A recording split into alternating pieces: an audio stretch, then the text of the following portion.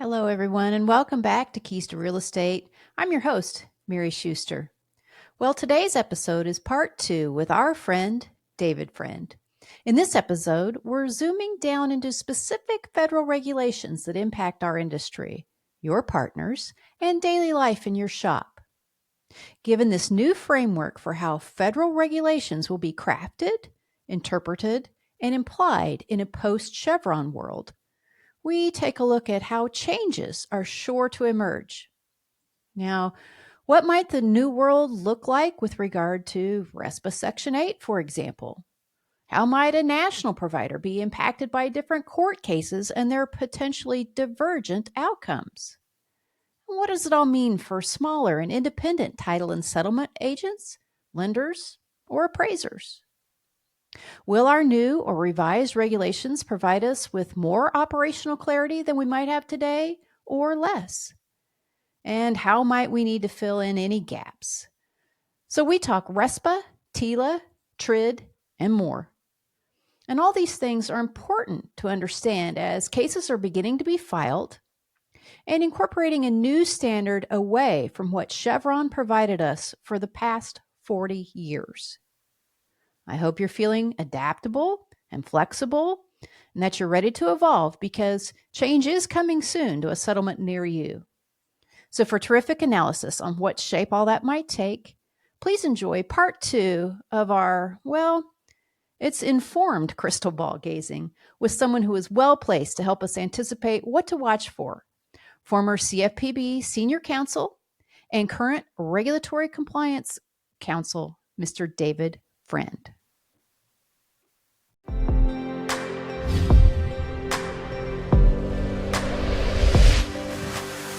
The presenting sponsor of the Keys to Real Estate podcast is RamQuest. RamQuest fosters a customer-first culture built around an unwavering commitment to provide solutions that don't just meet, but exceed expectations.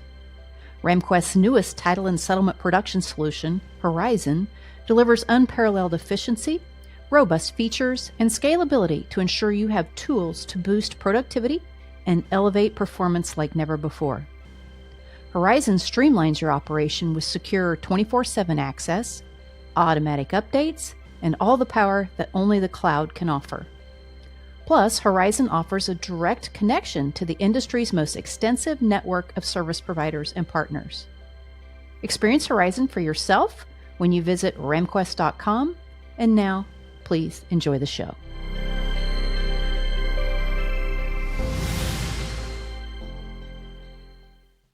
Well, and another question that I've been getting post Loper Bright opinion is from our smaller players in the marketplace, small title companies, smaller lenders, and originators of, okay, it costs me a lot of money to influence my representative, and that's just the one.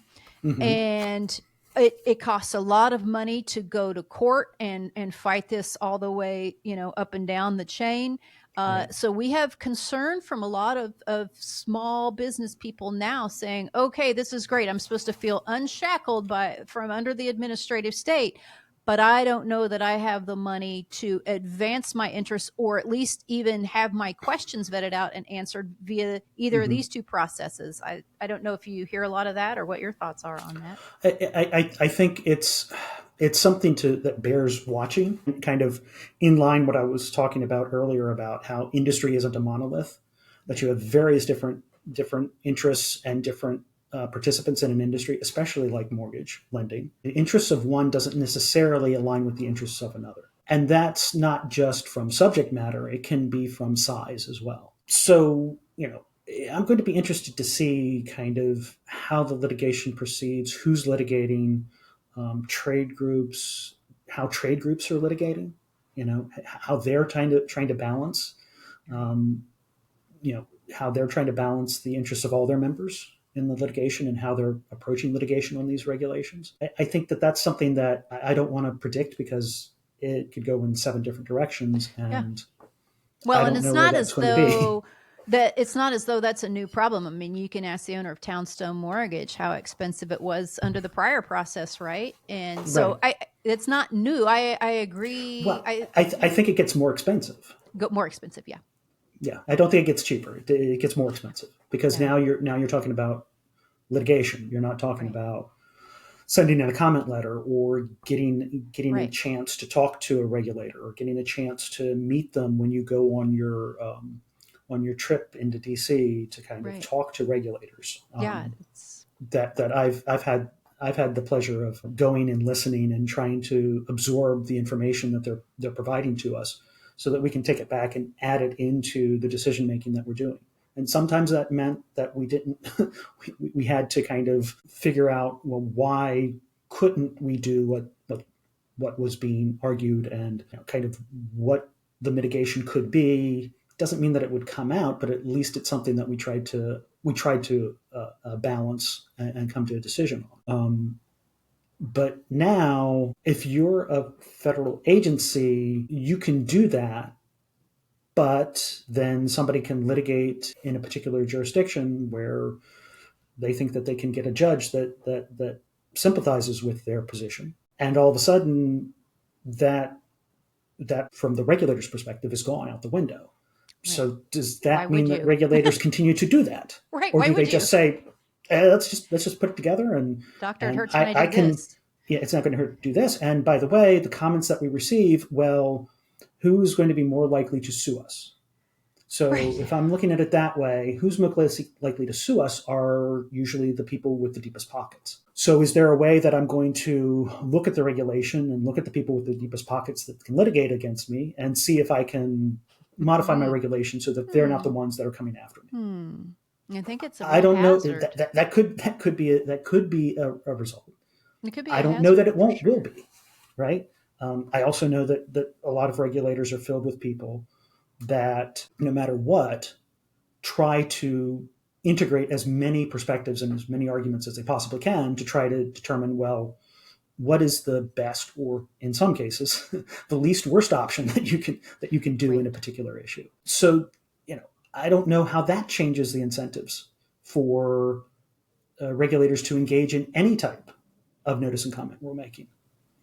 Right? Do they go to the same extent, or do they go through and do what sometimes is done, and that is hit the beats that you're Check the required to do boxes. for Hmm. analysis and everything else under the statute, throw it out there, and then take the comments and analyze it more on a litigation risk analysis Right. than a Litigation risk get and it eventually right and analysis. finally get out in court. Yeah. And people get harmed. Not only do people get harmed in the interim, in the Mm-hmm. meantime, but also business spends a lot of money tooling up, training up to do it the way we all think we're going to do it right now. And then, oh, Right. no, guess what? I guess we're going in a different direction. I wonder because too. right because Yep. one person doesn't like the outcome and has decided to go to court and finds a sympathetic judge, and bam, you've got a nationwide injunction that all of the efforts that you've put into to become compliant, it changes Yeah. the calculus. You Yeah. can see how industry could rationally decide, well, wait a second, why am I going to start making the investment that I'm going to have to become compliant on this when it can be just pulled out from underneath me at any second, right? And I no longer have to do it. Meanwhile, somebody else who hasn't tried to become compliant, does it kind of erode the idea that compliance is an important part of anything in mortgage lending? We don't know. We'll see. We don't know. We still don't know. Well, one thing I wanted to be sure and get your unique perspective of, because we've talked about, Loper Bright combined with corner posts and what that means. And I'm interested to know when you add the Jarsky decision on top of that, the SEC case that talked about the administrative judges and those Mm-hmm. courts, how else I call this group the trifecta, although I haven't been able to, I will say, succinctly articulate why they're so important together and how it could be even more impactful when you Mm-hmm. look at the three combined together. So, well, what do you think about when you add Jarsky into that mix? Jarsky is interesting because I haven't really delved into it as much as the other two Right. decisions, and I think that's because at least at the CFPB, while I was there were a couple of administrative law cases, but it wasn't utilized very robustly by the CFPB. And there was one administrative law case that blew up in the CFPB's face rather brilliantly. So I think there was a devaluing of that particular avenue of enforcement. And so there was always kind of a more effort and more energy placed into enforcement through district court litigation, which kind of gets away from the whole Jarsky kind of concern. So I really haven't focused on that. I think I don't know how far the Jarsky would go. It seemed that the decision was hinging on inferior officers.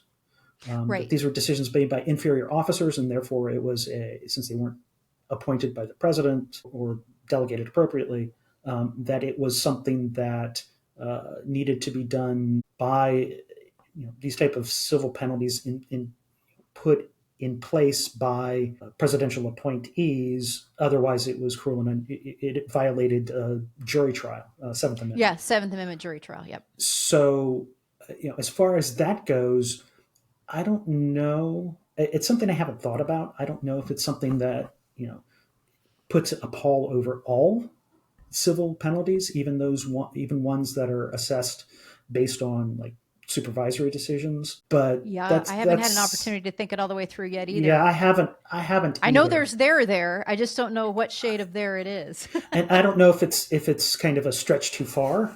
It might be, because there's a benefit to industry to making sure everybody's following the same set of rules and rule book.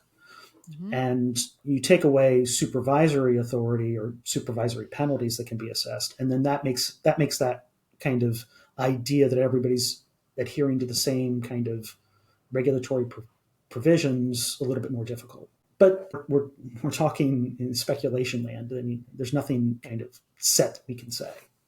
Yeah. Well, I mean, we've kind of been very big picture, and yes, this is just all speculation because, again, until we start to see the cases come through, we can only surmise and imagine. But I'm just wondering if there have been any, since this happened, have there been any either specific rules or interpretations issued from the CFPB that you might think might be an area where people go to first, or people might be looking for some different definition or tighter definition? I'm wondering what we think might come up sooner rather than later. I will beg off on that question simply because there's too many things. Many things, and I think you also have to think about, from a regulatory perspective in the context of what this does not do, and that is it doesn't change anything as far as the structure of the mortgage market. As far as the way I've always described it from a regulatory perspective is that everything flows backwards, so to speak. So a lot of the requirements are coming from the secondary market. Mm-hmm. And because of that, what the secondary market is concerned about, of course, is making sure that the investors and the bondholders are getting the payments without minimizing the costs. So a lot of the requirements are coming from basically compliance with the statutory and regulatory compliance are a given. But then you have a whole host of other requirements that are laid over top of those, from FHA, VA, USDA, mm-hmm. and from Fannie, Freddie, and other participants in the secondary market. So to the extent that a regulatory change is going to affect or be perceived to affect the ability of bondholders to be paid consistently and for securitization to happen appropriately and to make sure that whole secondary market is operating correctly. Even if you take that regulatory requirement out, as long as the interests of the bondholders and the investors and securitizers is enough to make sure that those requirements need to be met to prevent any damage or perceived damage to the bond, to that process, I think what you'd see is those type of entities bringing back the requirements through a different mechanism. And that's through kind of your representations and warranties, all of the Fannie and Freddie guidelines, the HUD handbook, those sorts of things. I think you'd see a lot of those things still brought back in, but there's going to be kind of a lot of ups and downs and uncertainty until that process wins its way through. So I think that can also constrain some of the uncertainty that's going on. That makes sense. Sounds expensive. but it makes sense. I can see the wrapper coming around from a different avenue. That makes good sense. Support for today's episode is provided by October Research. October Research provides national coverage of case law, news, regulatory updates, and competitive business strategies critical for sustaining an innovative and compliant real estate business operation. Our portfolio publications offer independent and unbiased information that helps you stay educated and informed on what matters most to your business. So visit octoberresearch.com to learn more about our portfolio of real estate publications, sign up for free email news, educational webinars, and premier industry events for thought leaders. Knowledge, the competitive advantage. Yeah. So in the end, you might be right back where you started, but it can take years or decades for that process to play out. And you might have a couple of bus stops along the way to getting back to right where you started. Exactly. You could be completely confused and everybody starts doing something else, and then they have to, oh, wait, we can't do this anymore because the secondary market's changed the approach, and so we have to go over here. So it's something that, it's hard to say what it could be. You can predict that certain things might happen, might not happen, these things weigh, and you try to come up with them.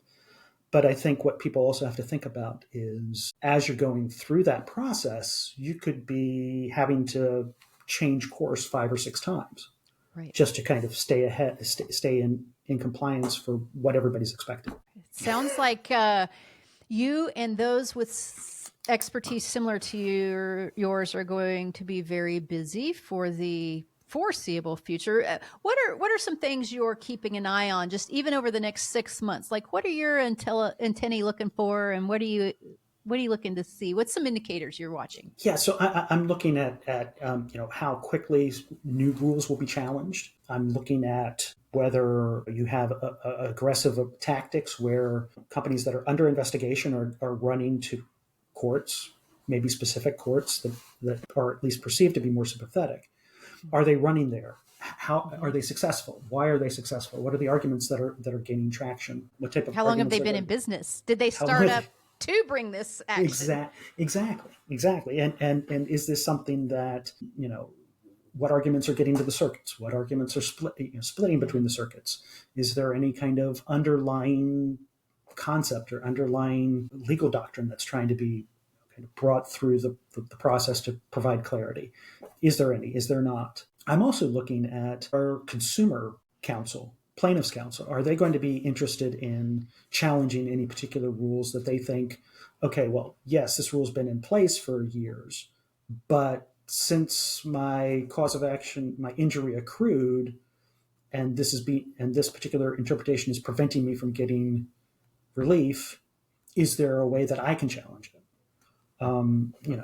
I can think of, just to use an example, not to suggest that this is going to happen, but one of the examples is RESPA Section 8 has, back in the 1990s, when mortgage brokers were first coming on to doing work in the residential mortgage area, there was a split in courts. I don't know if it ever got to be a circuit split.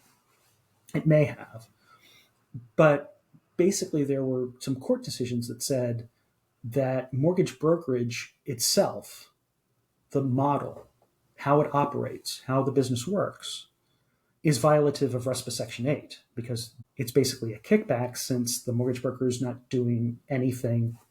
This was kind of the logic behind it. The mortgage broker wasn't doing anything but referring somebody to somebody who did all of the work in order to make the loan.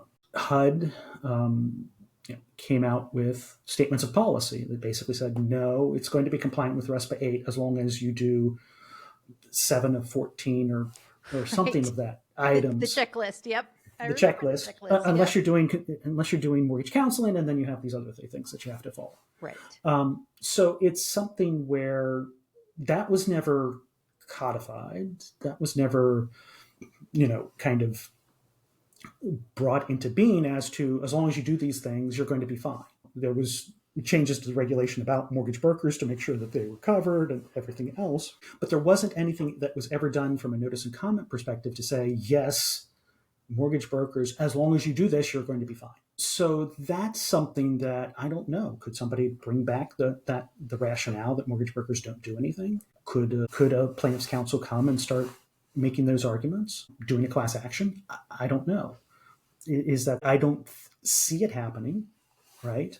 But I mean, it's not outside the realm of it's imagination. not outside the realm of possibility. I mean, you're seeing kind of complete changes in the real estate brokerage market. Oh boy, yeah.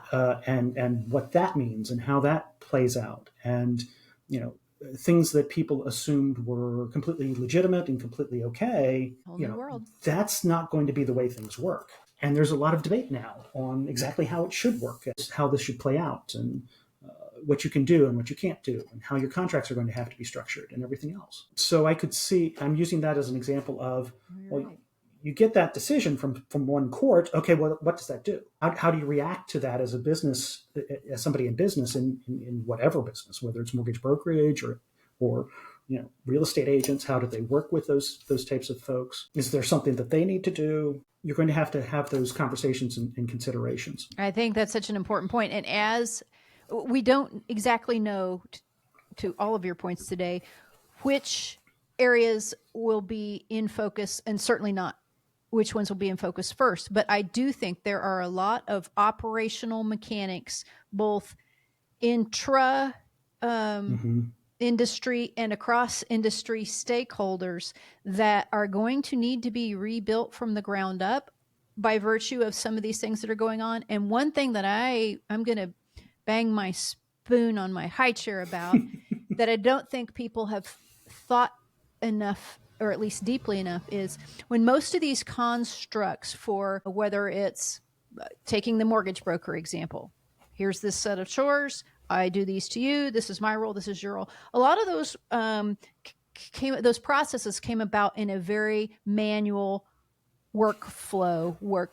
When you add what technology can do and who owns what data, that's being baked into how we remake the world, it starts to get real complicated very fast.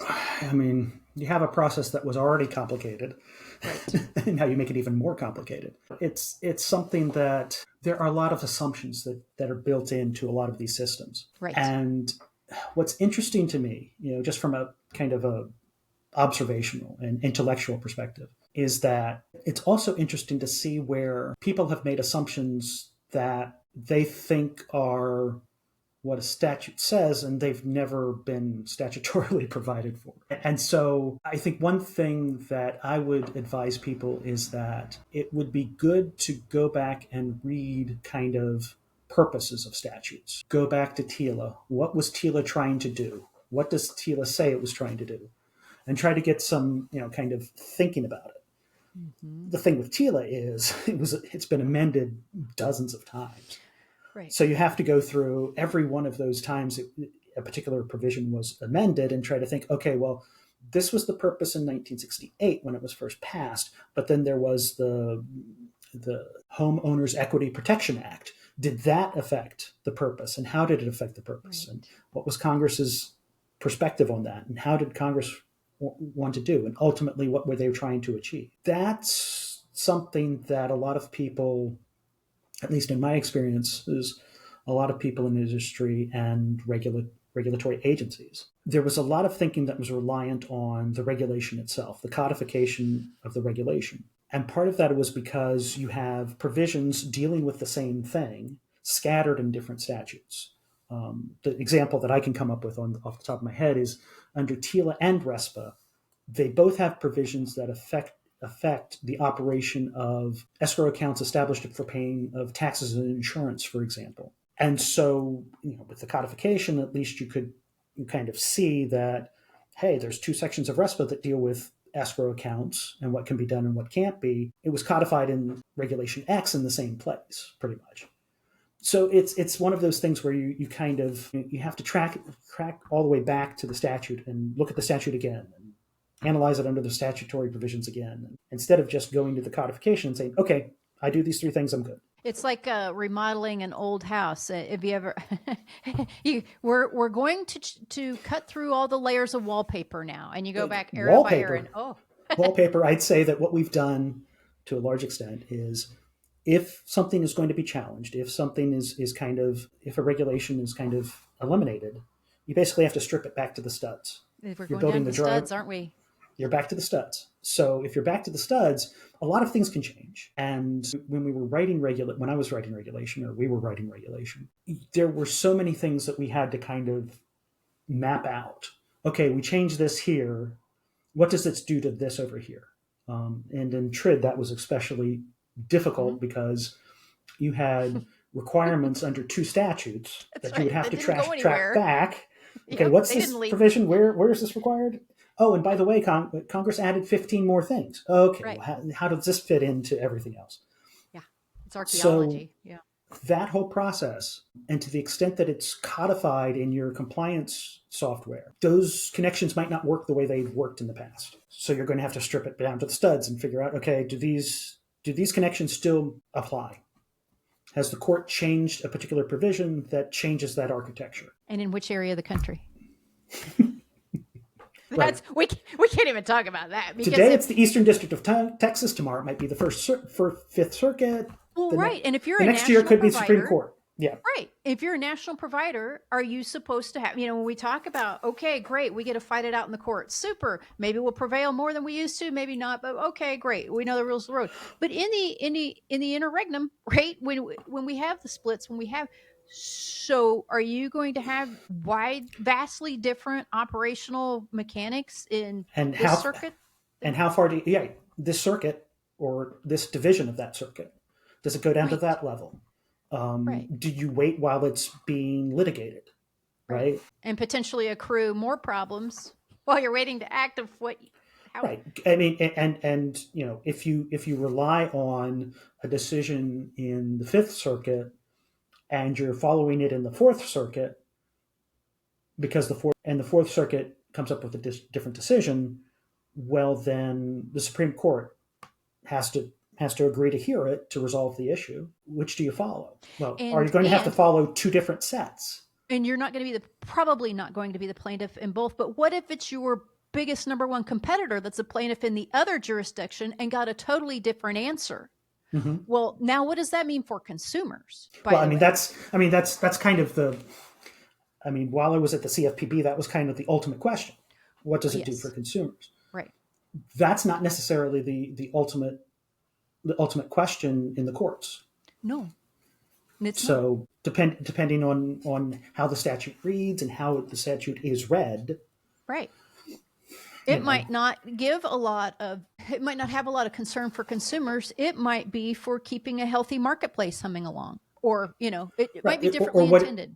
Right. Or whatever the judge has decided to do based on the research of the clerks and and their own research. The question might be, what sources did they refer to? Right? Did they looked at Congress, but Congress wasn't really clear on this. So what sources did I look to? Oh, I looked to the people that spoke for it on the congressional record. I also read what the people against it said on the congressional record. So do you have arguments from 1968 that are more persuasive now than they were when they were made? Mm-hmm. Right? Or maybe they were early arguments that were then subject to a compromise that wasn't fully kind of articulated in the congressional record or in the committee report. And therefore, can we tell that they were compromised away for something else? And is that okay from a legislative perspective that, well, then we don't say that the regulator we say that the regulator does have the best or doesn't have the best. Do you look at secondary sources? I mean, and do you presume that they took the statute or reg to its most extensive implementation, or were they being throttled back? Did they consider some things and say, oh, no, we're not doing that? But you're looking at it and saying, well, they didn't do that, so they must not it must not have been good. Well, I mean, there's just so much in there. In the meantime, if you're a customer of lender A and I'm a customer of lender B, your escrow account, for example, could have wildly different safety and calculations than mine did. That mine will. But I'm supposed to comparison shop between lender A and lender B. Yeah, so, I mean, and they're supposed to let me. Yes, exactly. And a lot you mentioned escrow accounts. A lot of the statutory requirements are like, you can't have more than 1/12 of the annual plus 1/6 of a cushion. Okay. That doesn't say that you need to do month by month projected balance, aggregate accounting analysis. Getting adjustment. Yep. Yeah, exactly. You don't, there's nothing in the statute that says you need to do that. It's all regulatorily created. Yep. So does the court say, well, HUD may have used that, HUD may have required it, and it could still require it for FHA loans, but for every other type of loan, you just have to hit these type of metrics with really nothing else. Right. Then if somebody does object to any, escrow accounting system, how do you now analyze that as to whether that system is appropriate or not? Well, does it hit these statutory provisions? I would argue that in the escrow account, HUD also made the choice that, we're not expecting that to be, because Congress said within a year, we think that this should be an annual analysis instead of an ongoing analysis to see if you're currently outside of those parameters, which given, the way that accounting works and the variations of taxes and insurance rates and everything else with shortages or overages or changes, if you went in at a particular point, you could probably prove up that there was more than the statutorily prescribed amount within that being held within that escrow account. Well, and hey, if you, if you were accruing a little bit differently for a while and it led to some extra profit and then you had to give some of it back once the court decided that you didn't interpret it right, well, then, hey, you're still ahead. Right. And so instead of an annual analysis, it's a kind of analysis until you get sued. I don't know if that's right. But could somebody decide to do that? The incentives might be set up that way.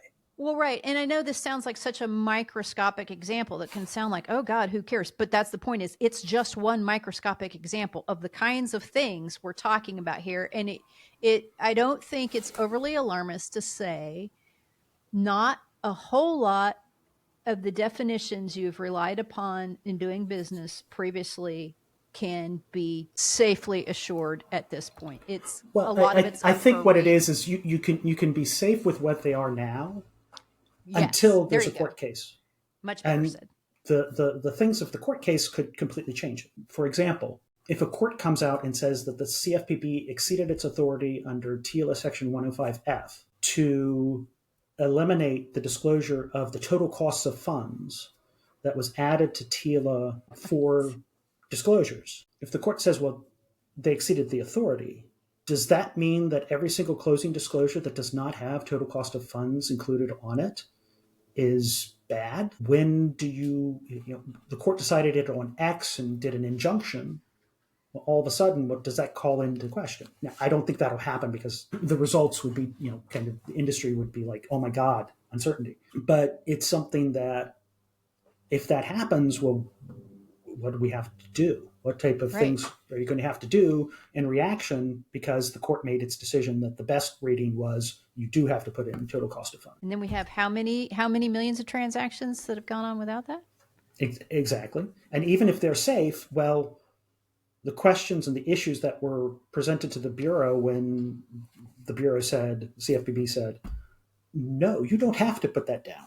All of the questions and issues, all the difficulties, you can go back to the comments that the CFPB received about the issues in trying to come up with a number before a loan closes as to what the total cost of funds will be and make that accurate. How are we going to solve for that? And we have to do it because the court decided, so we don't have a proposed rule that we can analyze and adjust to, and then a final rule that's going to be effective in 6 months, 8 months, a year, in order to basically go through our systems, make sure, validate that they're doing it correctly and doing all of those things. Doing it in result of a court action can be something that you have to do kind of in an expedited basis. Yes, very cool. And so the chances of something with the system, you don't get it quite right, or something happens. Well, what does that mean for all those loans that originated when you didn't get it quite right? So it feels a little bit like the Wild Wild West is going to be with us for a while. I think it'll be with us for a while until people try to analyze, well, what are courts doing? How are courts interpreting this? What do courts go back to and look at? And until that happens, it's going to be difficult to really predict where this is headed. We're going to need your expertise along the way. I hope that you will There come are back going to be and some join us. lawyers that make a lot of money. Yes, there will. Yes, there will. I might not be one of them, but there will be some. And some compliance folks that need wigs. David, thank you so much for sharing your expertise. If you keep a bunch of compliance people, or if they just say, I think I'll go fishing for the next 3 years. That's life's short. I'm going to retire. Yeah, you really couldn't blame him. We really appreciate your expertise. I know it's hard to come on and speculate. You would have preferred to have much more data in front of you, of actions already in front of us, but we know that we're on this cliff, and we know we're getting ready to jump off and fly. I was excited that there was a case out there that already has some of these. Is already kind of grappling with some of these kind of results. In that the ASEMA credit case, because reading the brief, reading the 2 complaints, I mean, it's kind of interesting that the defendant is really looking at. You can see hints of the major questions doctrine. You can see hints of other doctrines that the Supreme Court has announced in the last few months, and kind of say, okay, well, this is the first time a court's going to opine on it in the context of the CFPB. So how is the court going to rule? How is it going to play out? Is there a venue issue that has to be resolved between the Eastern District of Texas and the U.S. District Court in Utah? How is that going to play out? So even though it's going to be dealing with the Supreme Court cases, there's some regular type of legal questions that'll have to be hashed out at the same time.